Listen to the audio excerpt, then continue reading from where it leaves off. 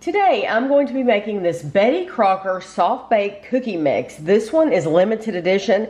It is pumpkin spice. It was $2.97 at Walmart, and this at our Walmart it's on the like the seasonal display where they have all the fall foods.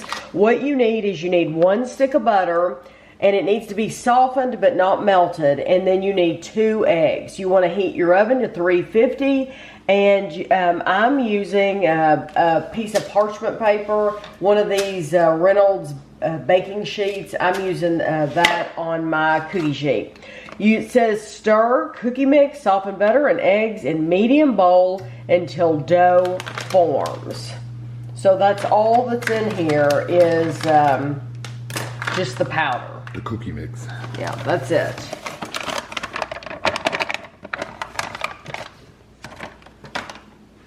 And I'm using one of these bowls with a handle because when I'm stirring like this by hand, I think it's so much easier to have a handle. I have seen these. I'm sure you can get them in Walmart. I've not looked in Walmart for them, but I know for sure they sell them in Home Goods, especially this time of year, because they have like really cutesy seasonal ones with like pumpkins on the sides, or at Christmas they'll have some Christmas ones, but they make it a lot easier to hold on to while you stir. So we're just gonna make sure all of our butter and egg gets stirred in, and we're gonna get all of that dough wet. And it kind of helps if you smush the butter. This is what it looks like mixed up. If you have trouble like with your hands, anything like that, you'll want to use a mixer. If I did this again, I would use a mixer because it is very stiff. Yes, it's a very stiff, very thick dough, and your hands are going to be hurting by the time you're finished. So I would just use a mixer. It would make life easier. But it says roll dough into 1.5 inch balls, about 2 tablespoons, and place 2 inches apart on ungreased cookie sheet. And then if it's too sticky, dust your hands with flour.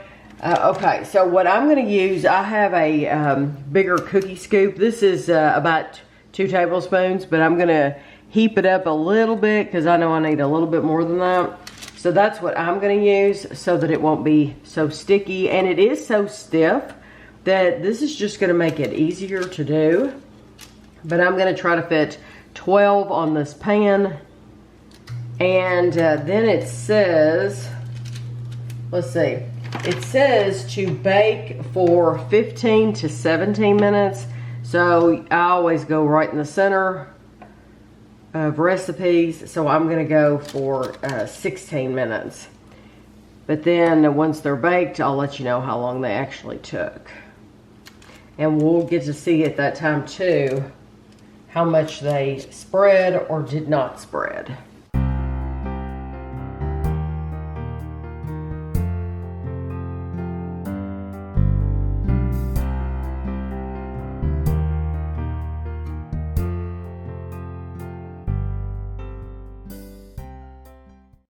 Cookies straight out of the oven. This is after 16 minutes. So you can see they look a little bit golden on top and they're a little bit brown around the edges. So we're going to let them sit here and cool completely, and then we'll put them on a plate, take them over to the table, and give them a try.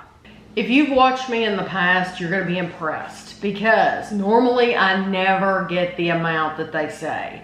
Like, she uses a lot less. Huh? You're usually a lot less. Yes, I usually. She would have gotten 10. Right, exactly. So normally my portions are much bigger than what they say. So if they say, oh, you're supposed to get 20 cookies, I'll get more like 11 cookies because mine are so big. This time it said 17. You're supposed to get 17 of these cookies. I actually got 19. So that, I think using that cookie scoop really helps to keep things portioned. But they're perfect size. They are. And look at the bottoms. I didn't show you the bottoms. Yeah, the bottoms really are nice. Perfect. They're kind of like a muffin looking. They thing, remind me, they? when I look at them, they remind me of those biscuit, like drop biscuits, except they're not as thick, but they kind of remind me of the same texture and shape. They're kind of like a puff. They're puffy. It says 17 servings, 3 tablespoons of the mix, prepared, that means with your butter and eggs, is 160 calories. They also say you can buy Betty Crocker Rich and Creamy cream cheese frosting and add cinnamon to it. Like sprinkled over the top. Yes. Yeah, look how fluffy those are.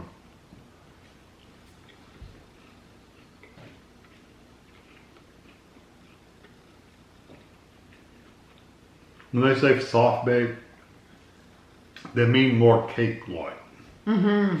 Instead of a really dense cookie texture.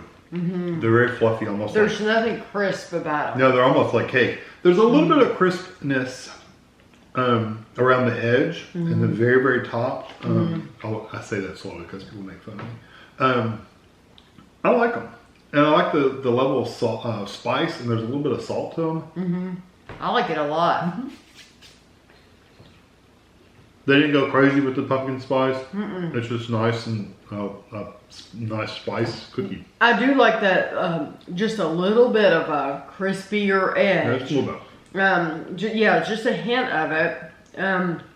You could bake them longer and make it crispy, I'm sure. You could, but that is very cake-like. It's like cake in a cookie. Mm-hmm. Cookie shape, but it's like cake. And I agree with you about the pumpkin spice. There is some sweetness to it, but it's not like over the top sweet. No, if you put frosting on it, it would be.